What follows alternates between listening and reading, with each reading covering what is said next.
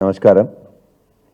ఇప్పటికే నా మీద కేసుల మీద అదేవిధంగా విద్యా సంస్థల మీద అన్ని విషయాలు కూడా గౌరవ హరీష్ రావు గారు చెప్పారు. నేను ఒక 2 విషయాలు మాత్రం చెప్పదలుచుకున్నా. 25 సంవత్సరాల క్రితం మేము విద్యా సంస్థలు స్థాపించినాం. 25 సంవత్సరాల నుంచి వెళ్ళి అనేక ప్రభుత్వాలు, ఆనాడు తెలుగుదేశం ప్రభుత్వం, కాంగ్రెస్ ప్రభుత్వం, టీఆర్ఎస్ ప్రభుత్వం, మరలా ఇవాళ ప్రభుత్వాల్లో కూడా ఇబ్బందులు ఉంటే ఉండొచ్చు. కానీ వ్యక్తిగతంగా రాజకీయ పరంగా ఏనాడు కూడా మేము ఇబ్బందులు ఎదుర్కోలే.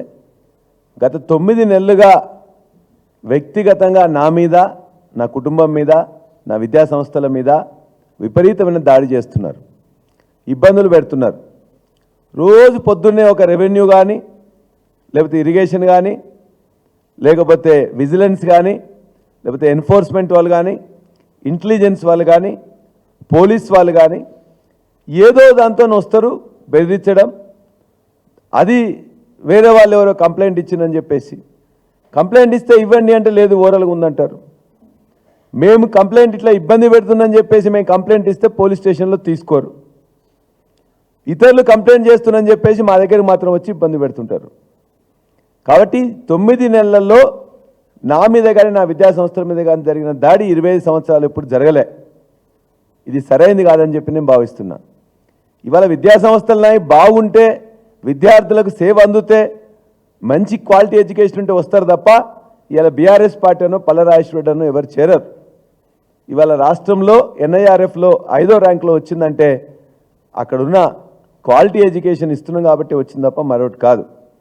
ఇవాళ మెడికల్ కాలేజీ కూల్స్తామని చెప్పేసి ఏదైతే వాళ్ళు ప్రయత్నం చేస్తున్నారో దానికి సంబంధించిన నీటిపారుదల శాఖ, రెవెన్యూ శాఖ, కలెక్టర్ గారు, HMDA గారు అందరూ పర్మిషన్లు ఇచ్చిన తర్వాతనే ఆ యొక్క భవన నిర్మాణాలు చేపట్టినాం. అది కంప్లీట్ అయింది.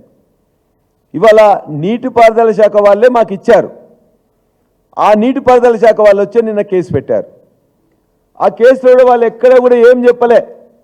కేసులో ఏం పెట్టారు, ఇంత ఎక్స్టెంట్ నేను జరిగినాను కానీ, లేకపోతే ప్రభుత్వ భూమి, లేకపోతే చెరువు భూమిలో నేను వచ్చిందని కూడా అక్కడెక్కడ మెన్షన్ చేయలే. అనురాగ్ ఇన్స్టిట్యూషన్స్ బఫర్ జోన్లోకి వచ్చినాయి అని చెప్పి చెప్తున్నారు. వస్తే ఎంత వచ్చినాం, ఒక స్కెచ్ మ్యాప్ ఇవ్వండి, లేకపోతే ఎన్ని అడుగులు జరిగినావో చెప్పండి. 2017లో నేను తీసుకున్న తర్వాత ఇవన్నీ కట్టడాలు మొదలుపెట్టినాం కదా, ఈ 8 సంవత్సరాలు మరి ఏం చేశారు? కాబట్టి వారు చెప్పిన విధంగానే ఎక్కడైతే హద్దులు నిర్ణయించిందో ఇవాళ నా భూమిలో మాత్రమే నేను కట్టుకున్నాను. ఇవాళ పెద్దలు హరీష్ రావు గారు చెప్పినట్టు మీరు ఆ ప్రభుత్వ భూమి కానీ, లేకపోతే చెరువు భూమి కానీ 1 ఇంచు కూడా నా దాంట్లో ఉన్నట్లయితే, నేను ఎంకరేజ్ చేసినట్లయితే ఇవాళ మొత్తం విలేకరుల సాక్షిగా, రిపోర్టర్స్ సాక్షిగా సర్వే చేసి హద్దు పెట్టమని చెప్పండి. అప్పుడే ఆ JCBలు, బుల్డోజర్లు పెట్టి వారి సమక్షంలోనే నేను కొట్టేస్తా.